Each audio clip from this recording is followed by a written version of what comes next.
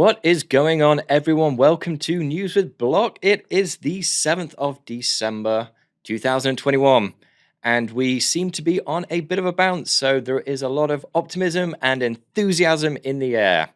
Although how long it'll last? Well, let's find out. So, without further ado, I need you right now to hit the like and subscribe button, hit that notification bell as well so you can keep as up to date as possible with any of these updates. Of course, if you are also podcast listeners, you can find us on Spotify and Apple iTunes as well. So be sure to check us out, because it's very difficult to watch a YouTube video whilst driving, but you can listen to my serene tones on your commute to or from work, should you so wish. But without further ado, guys, let's have a look at what's going on in the market today. So, right off the bat, we are going to have a look at what is happening with the top 10 coins in the world. And of course, at number one, we have Bitcoin. When we checked this little fella out yesterday, we were sub 50K. And now we're looking at it and we're at $51,365,000. We have risen a massive, and this is huge for Bitcoin, 6.42% in the past 24. Although we are still down 11.79% in the past 7. And also, our market cap is creeping towards that real iconic $1 trillion mark, sitting at $967 billion.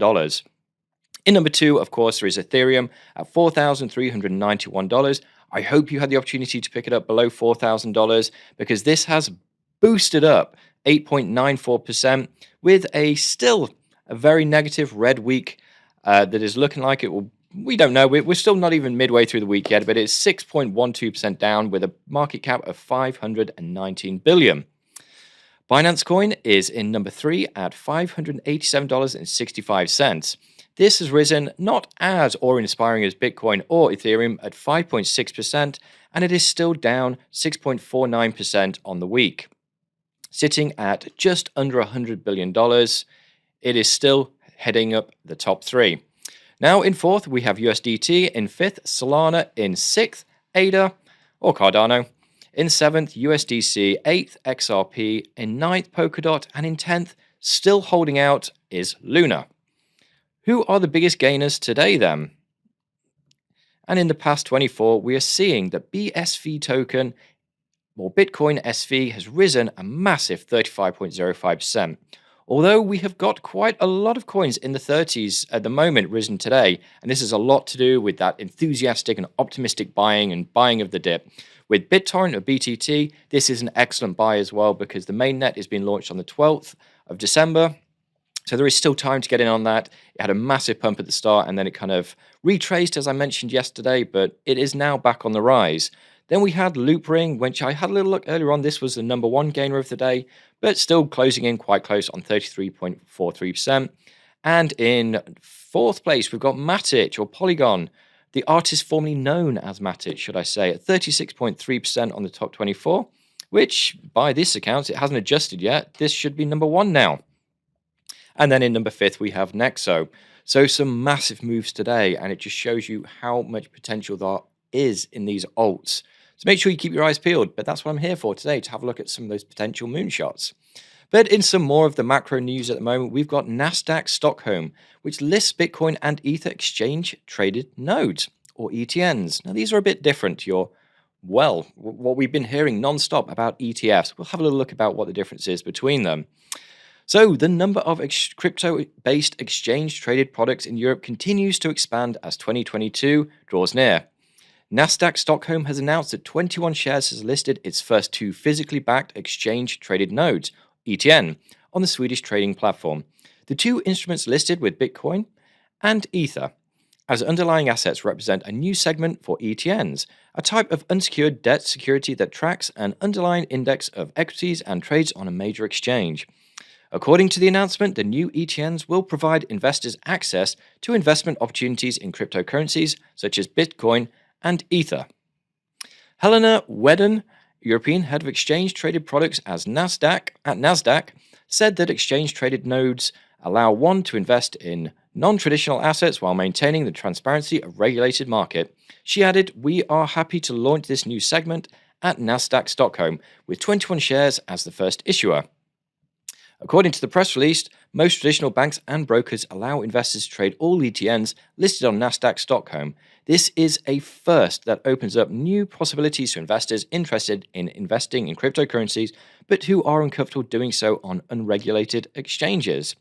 Now, that is quite a buzzword, isn't it? Regulation and unregulated. I mean, technically, Binance is unregulated in the UK. Until they get that kind of regulation approval from the FCA, who knows if they'll get it or not? I mean, I'll be pretty bewildered if they don't. However, the traditionalists do like that regulation and that security blanket. But I guess it is also hand in hand with insurance as well, which is a massive, massive positive aspect to the whole kind of risk averse side of trading. Those two going hand in hand are kind of ironic, I think. But a quick, look into ETN versus ETF, because like I said, the big buzzword at the moment is ETFs, and it will be until the spot ETF for Bitcoin comes out. So what is the difference? Well, I'll tell you right here.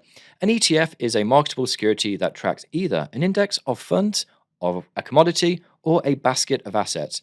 And in this case, the asset is Bitcoin. So what would happen should the SEC allow a Bitcoin ETF is that the fund would purchase an underlying amount of actual Bitcoin and distribute those funds into shares, which are then distributed to shareholders. Thus, they make it far more comfortable and familiar for institutional investors who has been using ETFs for other assets and commodities. And this might be why they think it could be a big entry point for a lot of money into the Bitcoin space. Now, what's an ETN? An ETN, on the other hand, seen as a soft ETF, is a debt instrument that is backed by its issuers, such as a bank, rather than a pool of assets. Often, they focus on historic strategies that don't easily fit into a fund. So there you go. That's the difference between an ETN and ETF. But let's not dwell on those for too long, because I'm sure that ETFs will be rearing their head again at some point in the news. What's next on the list? Well, we have Gemini Partners. With Gemini Partners with Colombia's biggest bank for crypto trading. The partnership will allow Bancolombia customers to trade a number of popular cryptocurrencies, including BTC, ETH, and LTC. New York-based exchange Gemini has announced that it will be expanding into Latin America through an upcoming partnership with Colombia's largest bank, Bancolombia. The partnership will take effect on December the 14th and will permit customers from Bancolombia to trade 4 crypto assets: Bitcoin, Ethereum, Litecoin, and of course, everybody's favorite, Bitcoin Cash. A limited number of users will be able to buy crypto directly from their Bancolombia bank accounts through Gemini Exchange, which will provide a crypto-specific infrastructure for exchange and custody of assets. It remains unclear whether the users will be able to withdraw the crypto holdings directly from their accounts. In a December the 6th announcement about partnership, Gemini stated that it serves as an important step towards the strategic expansion of Gemini's presence in Latin America. Quote, "We believe that crypto can play an important role in the development of Latin America as interest in blockchain and innovative technologies proliferates throughout the region." So quite good moves for the Winklevoss twins, and I think that is the right way to do it. I mean, if America isn't going to start agreeing to all these regulations, then I guess the best way to do it is to, surround them with all the countries that are happy to do so until it almost forces America into doing so because they are so far behind. Although, like with anything, whether it's El Salvador or, any of these Panama countries or anything like that at all that are adopting cryptocurrency, it is all good news, and certainly when it comes from a bank. Now, this one is a bit of a talk of controversy, if you will. Craig Wright, who claimed to have invented Bitcoin, has won a US trial that allows him to keep Bitcoin worth $50 billion at its current traded price. So, this could quite easily be $60, $70, $80 billion within the next couple of months. Craig Wright, an Australian computer scientist who gained mainstream exposure by claiming to have invented Bitcoin, has just won a major court case that allows him to keep BTC worth of $50 billion. The jurors of, you guessed it, Miami, have ruled in favor of Wright, saving him from paying his former business partner half of the Bitcoin stash over assertions involving Wright betraying his deceased business partner, Dave Kleiman. So, Craig Wright wins US court trial. Now, Wright was embroiled in a Miami civil case that brought him under direct conflict with the family of the former deceased business partner and computer forensics expert Dave Kleiman. The prosecution contended that Kleiman was co-creator of Bitcoin along with Wright and was entitled to half of Satoshi's speculated fortune. The prosecution also claimed right to the intellectual property of the cryptocurrency. Quite a bold statement. Now, this is huge, Approximately $1.1 billion Bitcoin was at stake, half of which was supposed to be paid to Kleiman. These were the first Bitcoin to be mined and could only be held by the person that was directly involved with cryptocurrency since the beginning. The federal jury in West Palm Beach in Miami ruled in favor of Wright and concluded that there is no additional need to pay 1.1 billion Bitcoin to Kleiman's estate. The jury came to this verdict after studying the case for weeks, analyzing the intricate proceedings of the cryptocurrency system and their ambiguous origin. This has been a remarkably good outcome, and I feel completely vindicated, Wright said in a video that he posted on Twitter. Well, you would probably be pretty feel as though it's a pretty good outcome if you just got 1.1 million Bitcoin at its current price. However, Wright was ordered by the jury to compensate $100 million to W&K Info Defense, a joint partnership venture that was formed between Wright and Kleiman. The money will directly be deposited into the official company account. And they've gone on to say, we're immensely gratified that our client W&K Information Defense Research LLC has won $100 million, reflecting that Craig Wright wrongfully took the Bitcoin-related assets from W&K, a counsel for W&K further added. Wright told the media that he will not file another appeal in court, signaling the end of a long legal battle that has been continuing for years. Now, my quick question on that one is, I did study law to quite a light level. However, I can't figure out here, does that mean that Craig Wright will get his 50 billion or 60 billion, whatever the price is of Bitcoin when this goes out to everyone? And he'll get that as well. But obviously, since he's a part owner of this company, with his name literally on the door, does that mean when he deposits $100 million into this account that he can still take out $50 million? So ultimately he comes out with, well, at the time of recording, $50 billion worth of Bitcoin and $50 million, and Kleiman family gets $50 million. I still think there's a little bit of foul at play somewhere here. I think there's a bit unjust, but it is what it is. Next up, like I said, I don't want to talk about Elon Musk anymore. I want to talk about Nayib Bukele, and El Salvador's pro-Bitcoin president reveals he trades BTC for his country through his phone, proves to be good at it. Right, okay, guys, come on now. This is just getting daft. And I think, like I said, he is the king of crypto chads. He is a walking meme.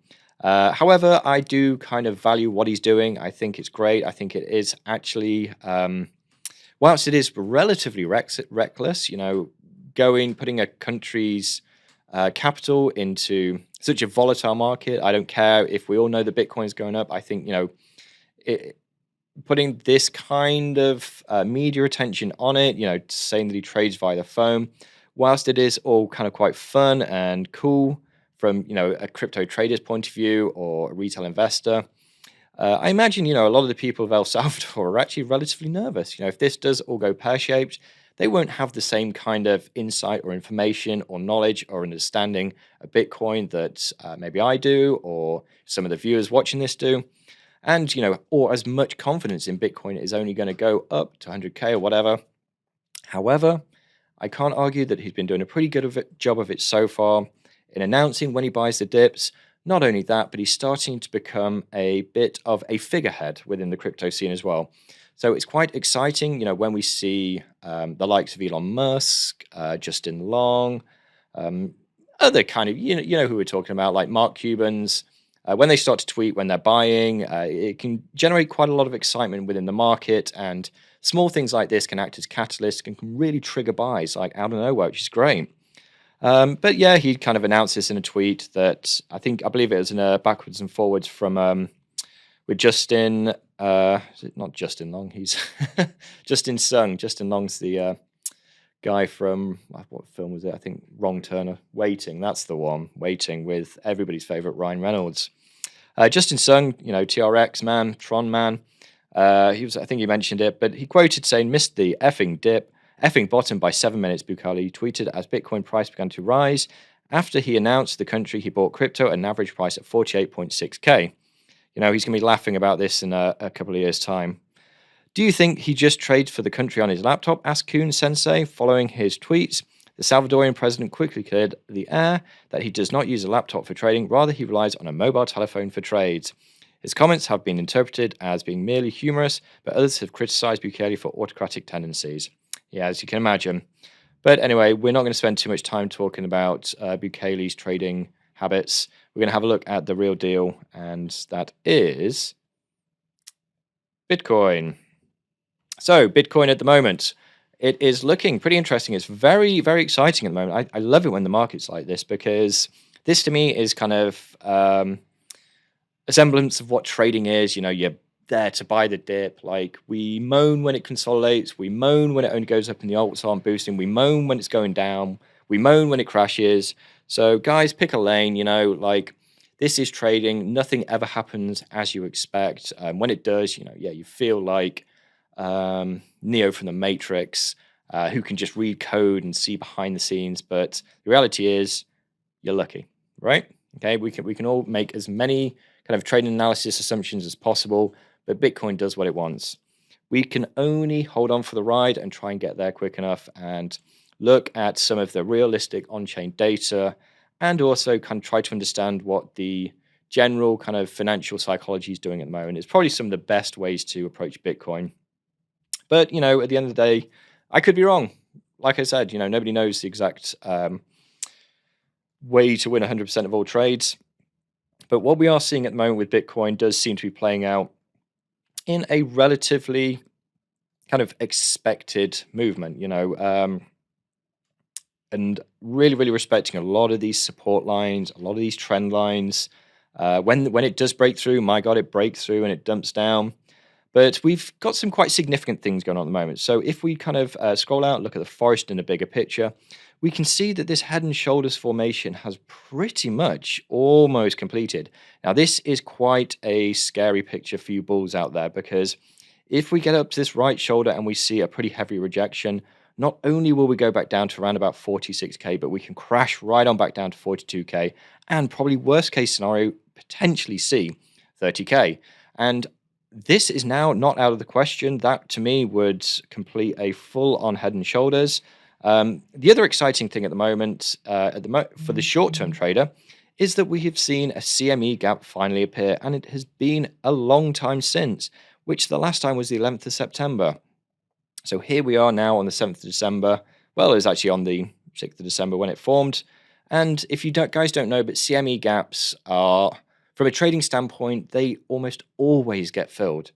Almost always. And they're such a reliable thing. So the good thing with trading is you don't always have to have a indicator or analysis that has complete 100% foundation. You've just got to have some analysis or indicator that enough people who are trading that currency believe in. This is how Fibonacci works. This is how moving average support and resistances work. So it's the same thing with weekly pivots. It's the same thing with CME gaps. Now, it doesn't necessarily mean it's going to get filled because it has to. It just means that it's going to get filled because a lot of people believe it's going to get filled. And, out of nowhere, we're seeing it's getting filled, literally in the next day or so. So we're about halfway up, and it should get filled around about 53.5K. But the worrying thing is here, if we start to zoom in a bit, and I'm sorry for any of you fellas and fellettes following on a podcast, and you can't see this, but what we're looking at the moment is a culmination of various different trend lines, resistances, the top of a CME gap, the right shoulder of a head and shoulders pattern, all coming in around about this 53K region. And trust me when I say I have got my eyes firmly on this resistance here. I do not hold a lot of confidence that we're going to break through it. But I do believe whatever's going to happen at 53K is going to be quite explosive. It's either going to boost right up to 60K, or we're going to see a hard rejection down to probably about 47K region. And if that doesn't hold, then yes, I think we will be visiting the 42K region. Historically, we haven't seen many wicks this size in the past that haven't been tested again when they've gone down to that price point.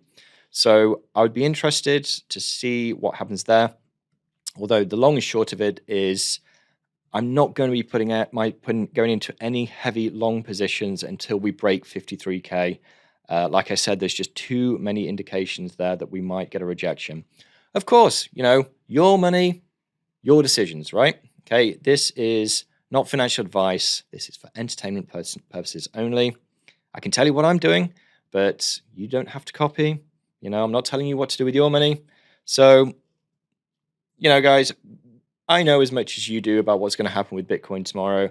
But like I said, what I can show you and what I can tell you are the facts and the lovely little squiggles on the chart. Enough of Bitcoin. I'm sure you've heard it to death. Recent announcement, Binance has put out one of their lovely Binance will support the Flow network upgrade and hard fork. Now, with these announcements, they can usually go on two ways, but it's always encouraging when the biggest exchange in the world is supporting your hard fork and your upgrades. And we've seen right here that there has been a very, very nice little bounce from Flow, which has been in just a solid downtrend since its inception on Binance. So it's been a pretty miserable time for Flow. And just when it started to get a little bit of support at around about $11.55, the dump comes along and ruins everybody's party. So we could have very much seen a huge, huge bounce from there. It doesn't really have a huge amount of liquidity to break through, but Flow is a great project, I really do think that this has a massive, massive amount of potential. Although, even though Binance is supporting this, we are kind of in a realm of finding, we need to find new support now. We've just broken down of the last support line, and we're currently trading at $10.31 with a low of $8.64. I would personally not be going too crazy here. I would look at going into Flow if we see another kind of bounce off around about $8.53. That would be a good place to start to buy, I think. You can do whatever you want. It's your money. But you can pick up a very small amount now and then maybe another small amount at $8.53. And from there, if it starts to crash, depending on what Bitcoin does, if we do end up seeing that 30K, I would, hold my breath until we get to that range, until I start to pick up any more Flow. Just keep an eye on it. Like I said, this Binance supported upgrade could have a little bit more of an impact. However, unfortunately, I just think that Bitcoin is going to dominate a lot of the price movement in the coming days, weeks. Let's hope it's not weeks. Let's hope it's days, a quick flash crash and then back up. That'd be nice for everyone. But if you are looking at getting some targets in there, then I can do that for you. So my first target without question would be at $13.86, then at $17.02, then at around about $21.35, and then at, yes, we've got quite a lot of targets, $25.56, and then I'd go for just sub $30 before I'd probably look to get all of my cash monies out of there. Whilst I do think it can fly beyond that, I'd be pretty happy with 179% from here. But also, if you accumulate well, you can increase that quite quickly to about 540%. So there is a huge amount of headroom for Flow. So just keep an eye on it, guys. It's relatively new in the world of Binance. It'd be nice to have a little bit of a longer chart to see how it reacts being traded within the biggest exchange in the world. But yeah, like I said, it's always good to see it supported. So next on the docket today, we have Clayton. Clayton is a public blockchain developed by internet giant Kakao Corp, which operates in South Korea's biggest messaging and social media service. But this is what we're looking at. We're excited about the partnership between Orbit Chain, and Go Gala Games, where they'll delve into the areas of NFTs, DeFi, and the metaverse as they continue to build on the Clayton blockchain. Let's have a little bit further look into that. So, Kakao Blockchain, Clayton brings on global blockchain gaming platform Gala Games. Excellent stuff. The world's leading blockchain game platform, Gala Games, is joining Kakao's blockchain platform, Clayton, and will invest $1 billion in the Korean blockchain gaming market. Ozis, the developer and operator of Clayton's decentralized finance service, ClaySwap, announced Monday that they signed a memorandum of understanding with Gala Games to extend cooperation to expand blockchain ecosystem After making its debut on Clayton ecosystem at Spider Tank Esports World, held in Seoul on Sunday, Gala Games will join hands with Oasis in various sectors, including non-fungible tokens, NFTs, metaverse, and DeFi. Three pretty big buzzwords there, and make joint marketing efforts around the world. Gala Games will broaden its ecosystem through Oasis Orbit Bridge to remove the current restrictions of being on Ethereum and BSC chains. The company said it will offer Gala tokens in the form of K-Gala, a Clayton-compatible token, KCT, through ClaySwap drops. Gala Games was established by Eric Schwermeyer, the founder of social game developer Zynga, the blockchain gaming platform that has attracted around 1.8 million users per month and has been steadily gaining popularity, providing cutting-edge services like play-to-earn and item sales through NFTs. Users can directly participate in the operation of the platform. Well, here we have it, guys. Gaming within the blockchain is just so hot right now. And it is really, really worth to keep an eye on what is going to happen here. So without further ado, let's have a little look at Clay, what it's doing. And what is lovely about this is it has just barely moved. We have so much headroom we can go on this. It is still a very new coin to Binance, so we don't really know how it's going to react too much. But what we can see is we can start to definitely look at starting to accumulate. With a partnership like that, I mean, come on, it's really only going to go one way. We could go down to the all-time low for accumulation, but I just don't think it'll get down that far. Take this out so we get a little bit more kind of idea of the scale of what we're dealing with. See, with these big wicks, they are quite annoying because it auto sizes to them. But yeah, if we take out this great big pump, then we'll start to see a little bit more realistically what we're looking at. So we're currently trading at $1.36. And with the more local lows, just sub $1 at 99 cents, which is trading 26% below. So we could actually extend our accumulation zone further if it allows me. There we go. So yes, I think we can extend that further. So we're currently trading around about 40%. Excuse me. The all-time low on Binance is 40% below our current trading price. For me, that's a very nice, comfortable accumulation zone. Where would my take profits be? Well, I would love to say that this is a realistic target up here, this massive pump, but we'll use that as a bit of a, it does mean that there's going to be some sells and stuff up there. Hopefully there's not too many people stuck up that high. But let's have a look at where we'd set some of our TPs.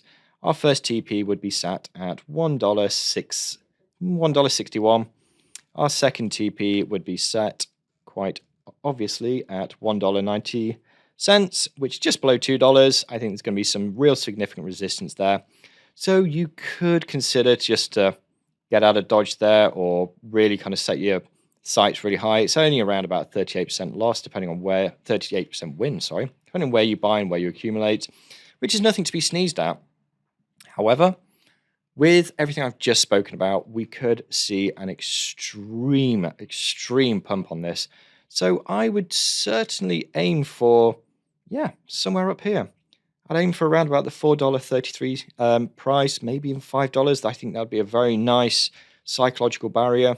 You could have a real moonshot YOLO up at $10. Because why not, Like I said, in the previous sector there, in that article I just covered, it's huge. Blockchain games are going to be massive. So why not? I would have a bit of a moonshot at around about $10, which would put you on a nice conservative, just a casual 636%. So they would be some of my targets. May as well get some money in Clay. Again, not financial advice, entertainment purposes only, yada, yada, yada. Last but not least, we're going to have a quick look at ADA. The price surges as Sweetest decentralized exchange on Cardano launches on testnet. Pretty cool. So, no secret, I have covered Sunday Swap in its launch.